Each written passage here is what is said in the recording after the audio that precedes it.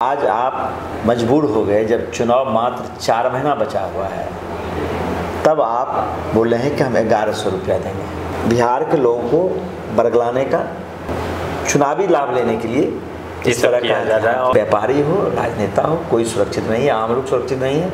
आम लोगों का जिंदगी एक तरह से बकरी और मूली गाजर की तरह बन गया है, किस तरह किसको मार दे। हेलो नमस्कार, मैं हूं नीरज कुमार। आप देख रहे हैं मोबाइल न्यूज 24। 17 लाख दर्शकों का फेवरेट न्यूज चैनल। बिहार विधानसभा की एक्टिविटी पर नजर रखते हुए आज प्रशांत किशोर जी के पार्टी जनसुराज ऑफिस में आया हुआ है और हमारे साथ पार्टी के महासचिव किशोर कुमार मुन्ना हैं, जो कि चुनाव समिति के अध्यक्ष भी हैं। किशोर जी से हम जानेंगे जिस प्रकार से बीते दिनों कई एक्टिविटी हुआ है इन लोगों के दबाव में, चाहे सरकार द्वारा वृद्धा पेंशन बढ़ाना हो, 125 यूनिट बिजली फ्री करना हो, 35% महिला आरक्षण करना हो, और भी कई बातें हुई है। इस पर हम चर्चा करेंगे और जिस प्रकार से कुछ आरोप भी है जनसुराज पार्टी के ऊपर, उस पर भी हम मुन्ना जी से जानेंगे। किशोर जी, आप बताएं, अभी जिस प्रकार से आप लोग कहते हैं कि दबाव में आकर ही सही, लेकिन सरकार ने कई चीज़ों की मांग पूरी कर ली है, चाहे 400 से 1100 आपका वृद्धा पेंशन हो, 125 यूनिट बिजली फ्री हो। आप लोग हालांकि कह रहे थे हम 2000 करेंगे, लेकिन उन्होंने कुछ तो किया। तो ये जो जीत है आप लोगों की है, या वो आपको डाउन करने के लिए, आपकी मांग को निरस्त करने के लिए पहले ही उस मुद्दे को समाप्त करना चाहते हैं?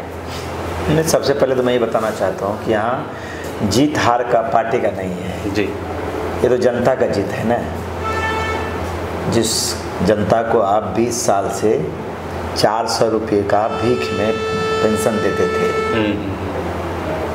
आज आप मजबूर हो गए जब चुनाव मात्र 4 महीना बचा हुआ है, तब आप बोल रहे हैं कि हम 1100 रुपया देंगे। प्रशांत किशोर जी 3 साल पहले जब उन्होंने अभियान शुरू किया था जनसुराज का बिहार में, उस समय जब वो 6 महीना घूमे, तब गांव में नौजवान नहीं था, पुरुष नहीं रहते थे, महिला रहती थी या बच्चा था या बूढ़ा था। तो देखा कि सबसे जो खराब हालत है वो बूढ़े लोगों का है। तो उन्होंने पूरा सोच समझ के कहा कि भाई यदि कोई व्यवस्था बनती है तो इनको 2000 रुपये का पेंशन मिलना चाहिए सम्मान का ज़िंदगी जीने के लिए। और लगातार इन बातों का चर्चा वो करते रहे। और फिर जब पार्टी बनी तो एक हम लोग का ये आंदोलन हो गया। हमने कहा 5 चीज़ पूरा करेंगे। उसमें पहला कि हर 60 वर्ष के ऊपर के लोगों को हम 2000 रुपया, सरकार बनेगी तो हम पेंशन देंगे। तो मैं कहता हूँ कि हम नहीं जीते हैं, ये तो जनता का जीत है। बिल्कुल, ये जनता यदि खड़ी हो गई हमारे साथ कि भाई 2000 रुपया जो बोल रहा है सही बोल रहा है, तो आज मजबूर होकर भाई सोचता है कि भाई यदि 2000 रख देंगे तो प्रशांत किशोर जी को क्रेडिट मिल जाएगा, तो चलो इसको ऐसे करते हैं। लेकिन इससे लेकिन ये पूरा नहीं होगा। 4 महीने के बाद जब सरकार बनेगी तो उसको 2000 रुपया मिलेगा, 1100 रुपया नहीं। बिल्कुल, जब इनकी सरकार बनेगी तो 2000 ही मिलेगा। और ये बिजली का जो बिल है, ये आप लोगों के मैनिफेस्टो में है या वो है ही नहीं? देखिए, बिजली का जो बिहार में प्रॉब्लम है, वो सबसे ज़्यादा जो प्रॉब्लम, आप गांव देहात कहीं भी जाइएगा, जो स्मार्ट मीटर है ना, उसका स्पीड बहुत ज़्यादा है। वो इतने तेज़ी से चलता है ना कि गरीब का गर्दन काट देता है। तो उसके बारे में तो नीतीश जी कुछ नहीं किए।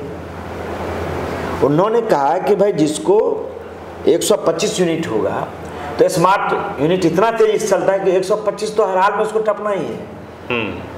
तो एक तरह से ये बिहार के लोगों को बरगलाने का, एक तरह से मतलब चुनावी लाभ लेने के लिए इस तरह किया जा रहा है। और अभी माना जा रहा है कि और भी कई, जिस प्रकार से महिला सम्मान योजना की बात है, या और भी जो आप लोगों का मुद्दा है, या विपक्ष आरजेडी का कहना है कि हम ये चीज़ फ्री करेंगे, गैस सिलेंडर करेंगे, महिला सम्मान देंगे, तो उनमें भी वो लोग शायद कुछ करने वाले हैं अपने मैनिफेस्टो में। आरजेडी तो नीतीश जी के साथ भी 3 साल रहे। जी, बहुत पावरफुल थे, तो इससे ज़्यादा नहीं रहते, नीतीश जी मुख्यमंत्री नहीं होते। बिल्कुल। तो उसमें वो क्यों नहीं किए? उनके माताजी पिताजी 15 साल इस राज्य के मुख्यमंत्री रहे, उसमें क्यों नहीं किए? क्योंकि जनसुराज इन सब बातों को लेकर लगातार लड़ रही है और आम लोगों में ये धारणा बनती जा रही है कि भाई 18 साल से लालू यादव ने भी धोखा दिया, 20 साल से नीतीश कुमार ने भी धोखा दिया। भाजपा के बारे में भी है कि भाई 17 साल नीतीश जी के साथ, 11 साल से केंद्र में सरकार है, लेकिन बिहार के लोगों का सिर्फ इस्तेमाल किया है, सिर्फ वोट लेने का काम किया है। मोदी जी आए थे, उन्होंने अभी कहा कि मोतिहारी को मुंबई जैसा बनाया जाएगा, गया को जो है वो गोवा जैसा बनाया जाएगा, अलग अलग शहरों का नाम लिया उन्होंने, पटना को पुणे जैसा बनाया जाएगा। अरे भाई मोदी जी को याद है 2014 में क्या बोले थे? उसी मोतिहारी में उन्होंने कहा कि जो बंद चीनी मिल है उसको चालू करेंगे, और जब दूसरे बार आएंगे तो इसी चीनी मिल का चाय पिएंगे। ये हम आरोप नहीं लगाते हैं, ये मोदी जी बोले हैं, आप कैमरा खोल लीजिए, ये उन्होंने कहा है। तो मोदी जी अब ये इस बार जो मोदी जी का था वो 54वां बार बिहार आ गए हैं। जो 53 बार बोले हैं सब भूल गए, लेकिन वो कह रहे हैं हमने 54 बार में कहते हैं कि पुणे, वो उनका तुकबंदी है, जुमला है। जैसे प से पटना, प से पुणे, मौ से मोतिहारी, मौ से मुंबई, भाई वो उसमें कोई दम नहीं है, और उनके पास अब बोलने के लिए कुछ बचा नहीं है। वो क्या, पहली बार वो मधुबनी आए, उन्होंने क्या कहा कि भाई मधुबनी में जब कहा कि मैं आपको वंदे भारत ट्रेन दे रहा हूँ, सहरसा का पूरा नाम नहीं बोले सहरसा, कुछ इसी तरह से बोले थे, से 2 वंदे भारत ट्रेन दे रहे हैं जो यहाँ के श्रमिक को लेकर वो सूरत, अहमदाबाद और मुंबई जाएगा। तो भाई बिहार के लोगों को तय करना है कि उनके जीवन में जो मजदूरी था, मजदूरी बने रहना है। 26 MP का गुजरात है, तो वही मोदी जी मधुबनी के बाद वो भुज गए। उन्होंने कहा कि दुनिया का सबसे बड़ा सोलर पार्क बनाएंगे, सेमीकंडक्टर का फैक्ट्री लगाएंगे। जो गुजरात 2035 में जो 75 साल का गुजरात होगा, तो गुजरात में और क्या क्या आवश्यकता है, कितने पैसे की आवश्यकता है, उस पर वो चर्चा करते हैं। गुजरात को गिफ्ट सिटी बनाने की बात करते हैं। तो और जब बिहार आते हैं तो कहते हैं कि भाई मजदूर का ट्रेन देंगे और यहाँ से मजदूर, तो भाई गुजरात अब ये लोग, बिहार के लोगों को तय करना है कि जब वोट वो बिहार का लेते हैं तो फैक्ट्री कहाँ लगना चाहिए? बिल्कुल बिहार में लगना चाहिए। मोदी जी क्या करते हैं, वोट यहाँ के लेते हैं, फैक्ट्री कहाँ लगाते हैं? गुजरात में लगाते हैं। नहीं, तो बिहार के लोग इस बात को समझ चुके हैं। लगाने के लिए जो इंफ्रास्ट्रक्चर तैयार होना था वो लोग पहले कर रहे हैं। सड़कें बना दिया है, जगह जगह सड़कों का जाल बिछा रहे हैं, बिजली जो है उसमें भी सुधार हुआ है। तो अपने अब जो है इन्वेस्टमेंट करने के लिए अलग अलग लोग, इंडस्ट्री वाले लोग बिहार आने के लिए पहले इच्छा शक्ति तो उनमें हो, आना ही नहीं चाहते हैं, पहले वो तैयारी चल रही है। भाई मोदी जी आप बता दीजिए 11 साल में एक दिन भी यदि बिहार के मामले को स्पेशली बुला के यहाँ के MP से, यहाँ के अधिकारी से बात करता कि बिहार के डेवलपमेंट पर हमारा ये विजन है, आज तक बिहार को लेकर उन्होंने कोई बैठक किया ही नहीं। वो सिर्फ चुनाव में ही आते हैं, और जिस प्रदेश में जाते हैं चुनाव में जाते हैं, और वहाँ जितना वादा करने वादा करते हैं। जैसे आप सुनिए, आप देखे होंगे जब बनारस को आए थे तो कहा कि इसको हम Q2 बनाएंगे, तो बनारस कैसा बना सब देख लीजिए। भाई ये मोदी जी का अपना तरीका है। अच्छा, अभी एक आरोप आपके ऊपर भी लगाया है कि आपके गाड़ी से शराब पकड़ी गई और उस पर काफ़ी हंगामा भी हुआ है। सारे जो विपक्ष के लोग हैं उस पर आरोप लगा रहे हैं कि जो लोग शराब खोलने की बात कर रहे हैं अभी से ही। भाई हमारा शुरू से दिमाग खुला हुआ है।